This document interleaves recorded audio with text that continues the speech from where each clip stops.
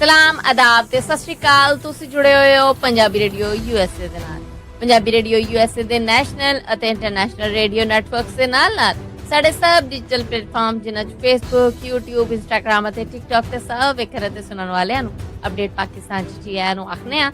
ਮੈਂ ਹਾਂ ਆਪ ਸਭ ਦੇ ਨਾਲ ਮੌਜੂਦ ਪਰਵੀਨ ਮਸੂਦ ਤੇ ਮੇਰੇ ਨਾਲ ਸਾਥ ਦੇਣ ਲਈ ਮੌਜੂਦ ਨੇ ਮਸੂਦ ਮਲਿਕ ਜੀ। ਮਸੂਦ ਜੀ ਆਇਆਂ। ਬਹੁਤ ਧੰਨਵਾਦ ਪਰਵੀਨ। ਮੇਰੇ ਵੱਲੋਂ ਵੀ ਸਭ ਦਰਸ਼ਕਾਂ ਨੂੰ, ਸਭ ਸਰੋਤਿਆਂ ਨੂੰ ਦੋਵੇਂ ਹੱਥ ਜੋੜ ਕੇ ਸਲਾਮ ਆਦਾਬ ਸਤਿ ਸ੍ਰੀ ਅਕਾਲ। ਅੱਜ ਦੇ ਅਪਡੇਟ ਪਾਕਿਸਤਾਨ 'ਚ ਆਪ ਸਭ ਨੂੰ ਜੀ ਆਇਆਂ ਨੂੰ ਕਹਿੰਦੇ ਬੜਾ ਨਿੱਘਾ ਜਿਹਾ ਸਵਾਗਤ ਹੈ। ਅੱਜ ਅਮਰੀਕਾ ਦੇ ਵਿੱਚ 14 ਮਈ ਸਾਲ 2026 ਦਾ ਦਿਨ ਡੁੱਬ ਚੁੱਕਿਆ ਹੈ ਔਰ ਪਾਕਿਸਤਾਨ 'ਚ 15 ਮਈ ਸਾਲ 2026 ਦਾ ਦਿਨ ਚੜ ਚੁੱਕਿਆ ਹੈ। ਪਾਕਿਸਤਾਨ ਦੇ ਨਾਲ ਜੁੜੀਆਂ ਖਬਰਾਂ ਦੇ ਇਸ ਬੁਲੇਟਿਨ ਦੇ ਨਾਲ ਅੱਜ ਵੀ ਆਪ ਸਭ ਦੇ ਰੂਬਰੂ ਹਾਜ਼ਰ ਹਾਂ। ਇਹ ਖਬਰਾਂ ਤੁਸੀਂ ਪੰਜਾਬੀ ਰੇਡੀਓ ਯੂਐਸਏ ਦੇ ਕੈਲੀਫੋਰਨੀਆ ਫ੍ਰੈਜ਼ਨੋ ਸਟੂਡੀਓਜ਼ ਤੋਂ ਸਾਡੇ ਨਾਲ ਵੇਖਦੇ ਹੋ ਔਰ ਇਹਨਾਂ ਖਬਰਾਂ ਨੂੰ ਜੇ ਸਪਾਂਸਰ ਕਰਨਾ ਹੋਏ ਤਾਂ ਸਾਡਾ ਟੈਲੀਫੋਨ ਨੰਬਰ ਹੈ ਜੀ 408 272 4082725200। ਬਾਅਦ ਦੀਆਂ ਖਬਰਾਂ ਲੈ ਅਤਾ ਤਾਰੜ ਹੋਣ ਦਾ ਬਿਆਨ ਹੈ ਕਿ ਪਾਕਿਸਤਾਨ ਅਜੇ ਵੀ ਇਰਾਨ ਅਮਰੀਕਾ ਗੱਲਬਾਤ ਲਈ ਤਿਆਰ ਹੈ, ਪਰ ਅਮਰੀਕਾ ਦੇ ਅੰਦਰ ਕੁਝ ਧੜੇ ਇਸ ਮਾਮਲੇ ਦੇ ਵਿੱਚ ਲੱਤਾਂ ਲਾਉਣ ਦੀ ਕੋਸ਼ਿਸ਼ ਕਰ ਰਹੇ ਨੇ। ਜੀ ਬਿਲਕੁਲ, ਬਿਆਨ ਤੇ ਹੈ ਪਿਛਲੇ 3 ਦਿਨਾਂ ਤੋਂ ਜਿਹੜੇ ਚਰਚੇ ਦੇ ਵਿੱਚ ਨੇ ਕਿ ਪਾਕਿਸਤਾਨ ਦੀ ਵਫਾਦਾਰੀ, ਪਾਕਿਸਤਾਨ ਦੇ ਅਮਰੀਕਾ ਤਾਲੁਕਾਤ, ਉਹਨਾਂ ਦੇ ਪਿਛੋਕੜ, ਪਾਕਿਸਤਾਨ ਦੀਆਂ ਬੇਵਫਾਈਆਂ ਪੁਣ ਕੇ ਰੱਖੀਆਂ। ਖਾਸ ਕਰ ਖਲੀਲਜ਼ਾਦ ਜ਼ਲਮੇ ਹੋਣੇ ਜਿਹੜੇ ਕਦੀ ਅਫਗਾਨਿਸਤਾਨ 'ਚ ਅਮਰੀਕੀ ਜ਼ਿੰਮੇਦਾਰ ਰਹੇ ਨੇ, ਉਹਨਾਂ ਵੱਲੋਂ ਵੀ ਡੋਨਲਡ ਟਰੰਪ ਹੋਣਾ ਦੇ ਵੀ ਇੱਕ ਵੀਡੀਓ ਪਾਕਿਸਤਾਨੀ ਮੀਡੀਆ ਦੇ ਗਰਦਿਸ਼ 'ਚ ਹੈ ਜਿਹਦੇ 'ਚ ਉਹ ਨਵਾਜ਼ ਸ਼ਰੀਫ ਹੋਣਾ ਦੇ ਔਰ ਪਾਕਿਸਤਾਨੀ ਫੌਜ ਮੁਖੀ ਹੋਣਾ ਦੀ ਤਾਰੀਫ ਕਰ ਰਹੇ ਆ ਔਰ ਨਾਲ ਉਹ ਕਹਿ ਰਹੇ ਨੇ ਕਿ ਅਮਰੀਕੀ ਜ਼ਿੰਮੇਦਾਰਾਂ ਦੀਆਂ ਇਹ ਗੱਲਾਂ ਜਿਹੜੀਆਂ ਇਹਨਾਂ ਨੂੰ ਇਗਨੋਰ ਕਰੋ, ਪਾਕਿਸਤਾਨ ਠੀਕ ਕਿਰਦਾਰ ਨਿਭਾਉਣ ਰਿਹਾ ਵਿਚੋਲੇ ਦਾ ਜਾਂ ਸਾਲਸ ਦਾ। ਹੁਣ ਜਦੋਂ ਅਮਰੀਕੀ ਟੀਵੀ ਨੇ ਇਹ ਇੱਕ ਰਿਪੋਰਟ ਦਿੱਤੀ ਜਿਹੜੀ ਕਿ ਕੱਲ ਅਸੀਂ ਦੱਸੀ ਵੀ ਕਿ CBS ਨੇ ਆਖਿਆ ਕਿ ਪਾਕਿਸਤਾਨ ਨੇ ਇਹੋ ਜਿਹੇ ਇਰਾਨੀ ਲੜਾਕਾ ਹਵਾਈ ਜਹਾਜ਼ਾਂ ਨੂੰ ਆਪਣੇ 에ਅਰਫੋਰਸ ਦੇ 에ਅਰਪੋਰਟਾਂ ਦੇ ਉੱਤੇ ਪਨਾਹ ਦਿੱਤੀ ਤਾਂ ਜੇ ਅਮਰੀਕਾ ਉਹਨਾਂ ਨੂੰ ਅਟੈਕ ਕਰਕੇ ਤਬਾਹ ਨਾ ਕਰ ਸਕੇ। ਪਾਕਿਸਤਾਨ ਹੈ ਜਿਹੜਾ ਉਹ ਇਹਦੇ ਤੋਂ ਦੋ ਟੋਕ ਇਨਕਾਰੀ ਹੈ। ਉਹਨੇ ਆਖਿਆ ਕਿ ਜੀ ਇਹੋ ਜਿਹੀ ਕੋਈ ਗੱਲ ਨਹੀਂ ਹੈ ਔਰ ਇਹ ਜਿਹੜਾ ਪਾਕਿਸਤਾਨ ਦਾ ਕਿਰਦਾਰ ਆ ਉਹਦੇ ਬਾਰੇ ਨਫ਼ਰਤ ਖਿਲਾਰਨ ਦੀ ਇੱਕ ਕੋਸ਼ਿਸ਼ ਹੈ। ਹੁਣ ਪਾਕਿਸਤਾਨ ਤੋਂ ਬਕਾਇਦਾ ਅਤਾਤ ਆਰੜ ਹੋਣੇ ਜਿਹੜੇ ਫੈਡਰਲ ਮਿਨਿਸਟਰ ਨੇ ਇਨਫੋਰਮੇਸ਼ਨ ਦੇ ਬ੍ਰੌਡਕਾਸਟਿੰਗ ਦੇ, ਉਹਨਾਂ ਦਾ ਬਿਆਨ ਸਾਹਮਣੇ ਆਇਆ ਹੈ ਜਿਹਦੇ 'ਚ ਉਹਨਾਂ ਨੇ ਆਖਿਆ ਕਿ ਕੱਲ ਦੇ ਅਸੀਂ ਇਹ ਰਿਪੋਰਟਰਾਂ ਦੇ ਕੀਤੀ ਸੀ। ਮੈਂ ਇਹ ਦੱਸਣਾ ਚਾਹੁੰਦਾ ਕਿ ਅਮਰੀਕਾ ਦੇ ਅੰਦਰ ਇੱਕ ਐਸੀ ਲੌਬੀ ਹੈ ਜਿਹੜੀ ਇਸ ਕੰਮ 'ਚ ਜੁੜੀ ਹੋਈ ਹੈ ਕਿ ਪਾਕਿਸਤਾਨ ਦੀ ਨੇਕਨਾਮੀ ਹੈ ਜਿਹੜੀ ਉਹਨੂੰ ਖਰਾਬ ਕੀਤਾ ਜਾਏ। ਪਾਕਿਸਤਾਨ ਦਾ ਕਿਰਦਾਰ ਇਸ ਵੇਲੇ ਪੂਰੀ ਦੁਨੀਆ ਦੇ ਵਿੱਚ ਚਰਚਾਯੋਗ ਹੈ, ਮੰਨਿਆ ਜਾ ਰਿਹਾ। ਆਪ ਅਮਰੀਕਾ ਇਹਦਾ ਕਿਰਦਾਰ ਅਦਾ ਕਰ ਰਿਹਾ ਹੈ, ਆਪ ਇਕਰਾਰ ਕਰ ਰਿਹਾ ਇਹਦਾ, ਤੇ ਇਹ ਲੋਕ ਨੇ ਜਿਹੜੇ ਇਹ ਸਿਰਫ ਜ਼ਹਿਰ ਖਿਲਾਰਨ ਵਾਸਤੇ ਜਾਂ ਜ਼ਹਿਰ ਆ ਜਿਹੜਾ ਉਹ ਪਾਕਿਸਤਾਨ ਦੇ ਵਾਸਤੇ ਖਿਲਾਰਨ ਲਈ ਇਹੋ ਜਿਹੇ ਬਿਆਨ ਨੇ ਜਿਹੜੇ ਉਹ ਦੇਣ ਦੇ ਨੇ। ਪਾਕਿਸਤਾਨ ਦੀ ਨੇਕ ਨੀਤੀ ਦੇ ਉੱਤੇ ਕਿਸੇ ਨੂੰ ਕੋਈ ਸ਼ੱਕ ਨਹੀਂ ਹੋਣਾ ਚਾਹੀਦਾ। ਅਸੀਂ ਅੱਜ ਵੀ ਇਹ ਕਹਿੰਦੇ ਹਾਂ ਕਿ ਜੇ ਅਮਰੀਕਾ ਇਰਾਨ ਗੱਲਬਾਤ ਹੁੰਦੀ ਹੈ ਤੇ ਅਸੀਂ ਮਜ਼ਮਾਨੀ ਕਰਨ ਨੂੰ ਤਿਆਰ ਹਾਂ। ਅਸੀਂ ਅੱਜ ਵੀ ਰੀਝਵਾਨ ਹਾਂ ਔਰ ਅਸੀਂ ਖੁੱਲਾ ਬਿਆਨ ਦਿੰਦੇ ਹਾਂ ਕਿ ਨਹੀਂ, ਇਰਾਨ ਨੂੰ ਵੀ ਖੈਰ ਦੇ ਨਾਲ ਰਹਿਣਾ ਚਾਹੀਦਾ, ਅਮਰੀਕਾ ਨੂੰ ਵੀ ਤਹਮਲ ਤੋਂ ਕੰਮ ਲੈਣਾ ਚਾਹੀਦਾ ਔਰ ਮਸਲਾ ਗੱਲਬਾਤ ਦੇ ਨਾਲ ਨਿਬੇੜਨਾ ਚਾਹੀਦਾ। ਪਾਕਿਸਤਾਨ ਅੱਜ ਵੀ ਕਹਿੰਦਾ ਕਿ ਪੱਕੀ ਜੰਗਬੰਦੀ ਹੈ ਜਿਹੜੀ ਹੋਣੀ ਚਾਹੀਦੀ ਹੈ, ਮਗਰ ਸਰਕਾਰੀ ਪੱਧਰ ਤੇ ਉਹਨਾਂ ਦੀਆਂ ਖੁੱਲੀਆਂ ਡੁੱਲੀਆਂ ਸਟੇਟਮੈਂਟਾਂ ਜਿਹੜੀਆਂ ਆਈਆਂ ਨੇ। ਇਸੇ ਗੱਲ ਦੇ ਨਾਲ ਜੁੜੀ ਇੱਕ ਗੱਲ ਹੋਰ ਤੁਹਾਡੇ ਨਾਲ ਕਰਨਾ ਚਾਹਾਂਗਾ। ਪਾਕਿਸਤਾਨੀ ਫਾਰਨ ਆਫਿਸ ਇਸਲਾਮਾਬਾਦ ਉਹਦੇ ਆਲਾ ਜ਼ਿੰਮੇਦਾਰ ਔਰ ਅਫਸਰ ਉਹਨਾਂ ਦੇ ਵਿੱਚ ਇੱਕ ਗੱਲ ਨਾ ਨਹੀਂ ਕੋਈ ਲੈਣ ਡਿਆ, ਮੀਡੀਆ ਨੂੰ ਨਹੀਂ ਖਬਰ ਦੇਣ ਡਿਆ, ਕੁਝ ਪਾਕਿਸਤਾਨ 'ਚ ਵੈਸੇ ਬਲੈਕ ਆਊਟ, ਬਟ ਇੱਕ ਗੱਲ ਆ ਜਿਹੜੀ ਉਹ ਮੇਰੇ ਤੱਕ ਕਿਸੇ ਜ਼ਰੀਏ ਤੋਂ ਅਪੜੀ।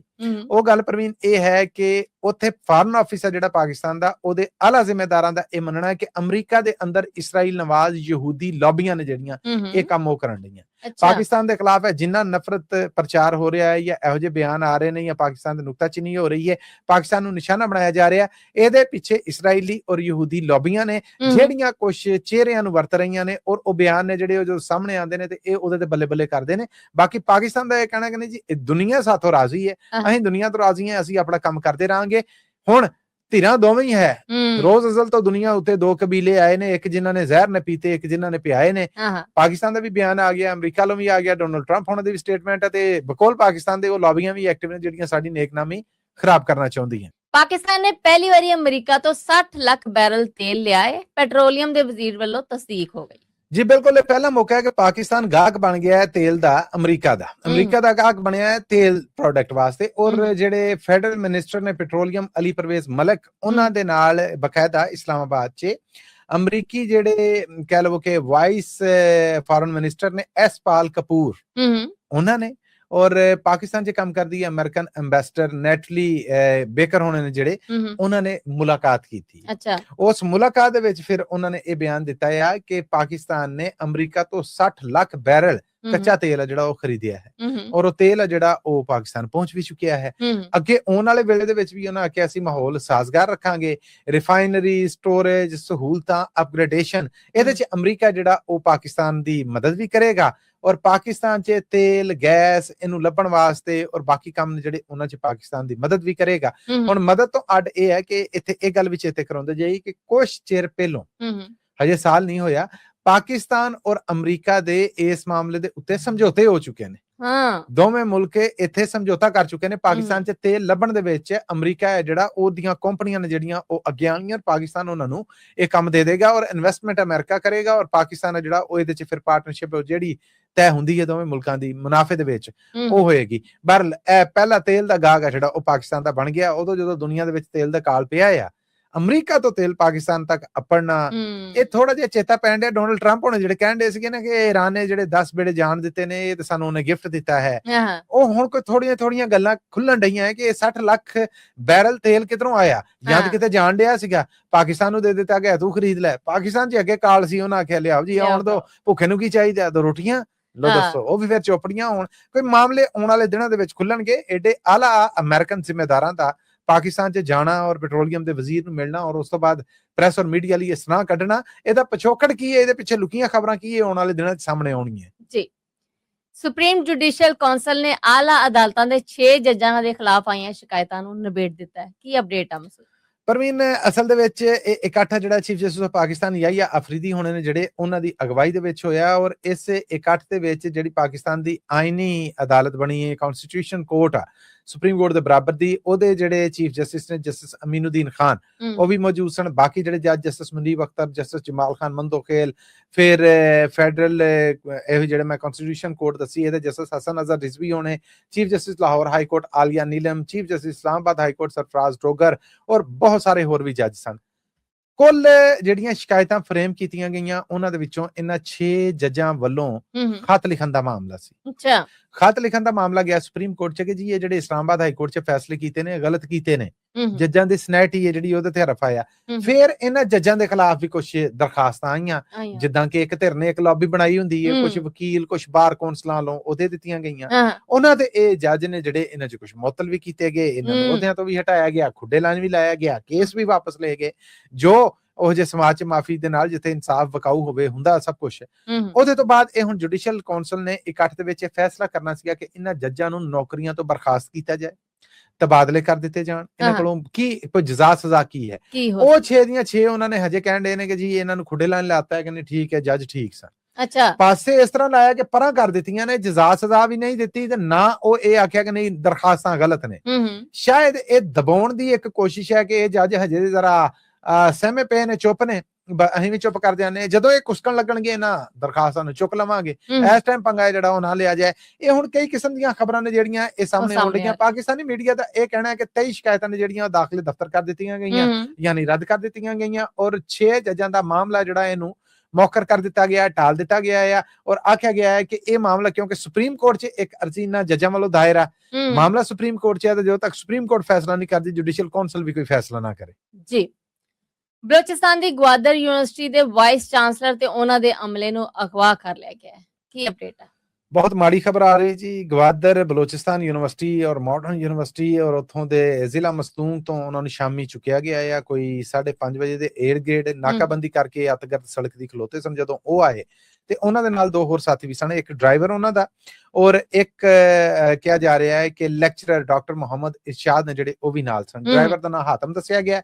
ਇਹ ਜਿਹੜੇ ਵਾਈਸ ਚਾਂਸਲਰ ਨੇ ਗਵਾਦਰ ਯੂਨੀਵਰਸਿਟੀ ਦੇ ਇਹਨਾਂ ਦਾ ਨਾਮ ਡਾਕਟਰ ਅਬਦੁਲ ਰਜ਼ਾਕ ਸਾਬਰ ਆ ਔਰ ਮੈਂ ਇਹ ਵੀ ਦੱਸਾਂਗੇ ਅਸੀਂ ਜਦੋਂ MPhil national languages and literature ਕਰ ਰਹੇ ਸਾਂ ਔਰ ਸਪੈਸ਼ਲਾਈਜੇਸ਼ਨ ਅਸੀਂ ਪੰਜਾਬੀ 'ਚ ਕਰ ਰਹੇ ਸਾਂ ਤੇ ਉਦੋਂ 18 ਜ਼ੁਬਾਨਾਂ ਜਿਹੜੀਆਂ ਪਾਕਿਸਤਾਨ 'ਚ ਜਿਨ੍ਹਾਂ ਦੀ ਡਿਗਰੀ ਦਿੰਦੀ ਹੈ ਹਰ ਸੂਬੇ 'ਚ ਉਹਨਾਂ ਦੇ ਵਿੱਚੋਂ ਬਰਾਵੀ ਜ਼ੁਬਾਨ ਦੀਆਂ ਕੁਝ ਕਿਤਾਬਾਂ ਇਸ ਕਹਿ ਲਓ ਕਿ ਵਾਈਸ ਚਾਂਸਲਰ ਦੀਆਂ ਅਸੀਂ ਪੜ੍ਹੀਆਂ ਡਾਕਟਰ ਅਬਦੁਲ ਰਜ਼ਾਕ ਸਾਬਰ ਹੋਣਾ ਦੀਆਂ।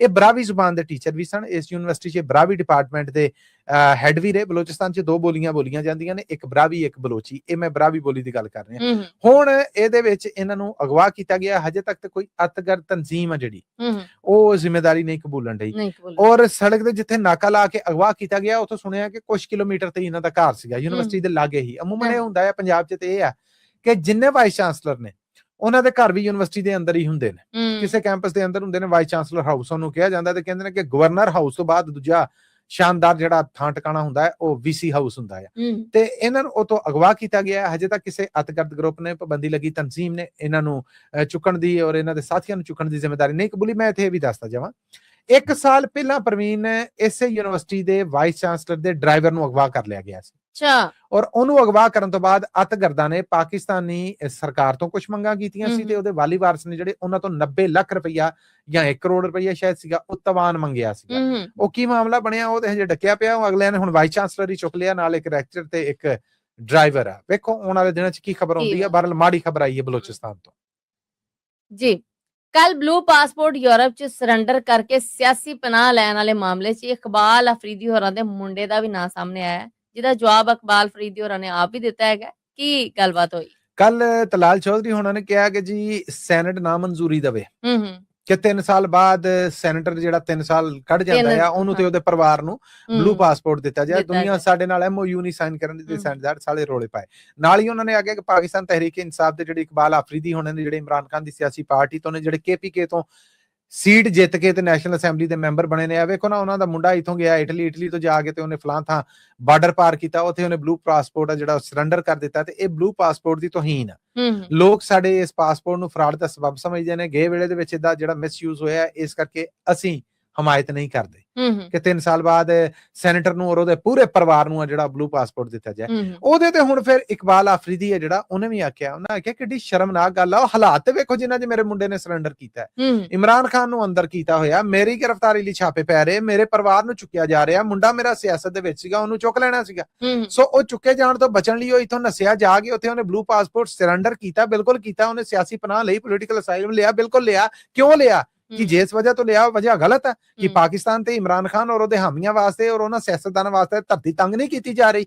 ਬਜਾਏ ਇਹਦੇ ਕਿ ਮੇਰੇ ਨਾਲ ਹਮਦਰਦੀ ਕੀਤੀ ਜਾਏ ਕਿ ਮੈਂ ਆਪਣੇ ਸਕੇ ਪੁੱਤਰ ਤੋਂ ਜੁਦਾ ਹੋ ਗਿਆ, ਦੂਰ ਹੋ ਗਿਆ, ਜੁਦਾਈਆਂ ਪੈ ਗਈਆਂ ਨੇ। ਇਹਨੂੰ ਇੱਕ ਸਕੈਂਡਲ ਬਣਾ ਕੇ ਸਰਕਾਰ ਪੇਸ਼ ਕਰਨ ਡਈ। ਇਹ ਆਪਣੇ ਤੌਰ ਤਰੀਕੇ ਆਪਣੇ ਕਰਤੂਤ ਠੀਕ ਨਹੀਂ ਕਰਨ ਦੇ, ਸਾਡੇ ਤੇ ਇਲਜ਼ਾਮ ਲਾਈ ਆਉਂਦੇ ਨੇ। ਬਸ ਇਹ ਉਹੀ ਹੈ ਕਿ ਇਹ ਵੇਖੋ ਨਾ ਕਿ ਜੀ ਇਹਨਾਂ ਦੇ ਝੱਗੇ ਦੇ ਉੱਤੇ ਦਾਗ ਨੇ। ਉਹ ਕਹਿੰਦਾ ਮੈਨੂੰ ਛੱਡੋ ਹੈ ਵੇਖੋ ਇਹਦੀਆਂ ਲੀਰਾਂ ਲੀਰ ਵੀ ਨੇ ਤੇ ਨਾਲ ਦਾਗਦਾਰ ਵੀ ਜੇ। ਇਹ ਉਹ ਮਾਮਲਾ ਚੱਲ ਗਿਆ, ਸਿਆਸੀ ਰੰਗ ਬਣ ਗਿਆ ਪ੍ਰਵੀਨ ਜੀ। ਸੋ ਦੇ ਨਾਲ ਅਸੀਂ ਆਪਣੇ ਸਰੋਤਿਆਂ ਕੋਲ ਲੈਣੀ ਹੈ ਇਜਾਜ਼ਤ, ਪਰ ਜਾਣ ਤੋਂ ਪਹਿਲੇ ਉਹੀ ਗੱਲ ਜਿਹੜੀ ਅਸੀਂ ਹਰ ਵਾਰ ਕਰਨੇ ਹੁੰਦੇ ਆ। ਇਹ ਖਬਰਾਂ ਤੁਸੀਂ ਪੰਜਾਬੀ ਰੇਡੀਓ USA ਦੇ ਨੈਸ਼ਨਲ ਔਰ ਇੰਟਰਨੈਸ਼ਨਲ ਰੇਡੀਓ ਨੈਟਵਰਕ ਦੇ ਨਾਲ ਪੰਜਾਬੀ ਰੇਡੀਓ USA ਦੇ ਡਿਜੀਟਲ ਪਲੇਟਫਾਰਮਸ ਜਿਨ੍ਹਾਂ 'ਚ Facebook ਹੈ, YouTube ਹੈ, Instagram ਹੈ, ਉੱਥੇ ਵੀ ਵੇਖਦੇ ਹੋ। ਹਫ਼ਤੇ 'ਚ 5 ਦਿਨ ਅਸੀਂ ਹੁੰਦੇ ਇਹ ਖਬਰਾਂ ਲੈ ਕੇ ਮੰਡੇ ਟੂ ਫਰਾਈਡੇ ਅਮਰੀਕਾ ਦੇ ਵੇਲੇ ਮੁਤਾਬਕ ਔਰ ਪਾਕਿਸਤਾਨ ਭਾਰਤ ਦੇ ਵੇਲੇ ਮੁਤਾਬਕ ਮੰਗਲਵਾਰ ਤੋਂ ਹਫ਼ਤੇ ਤੱਕ ਯਾਨੀ ਸੈਟਰਡੇ ਤੱਕ।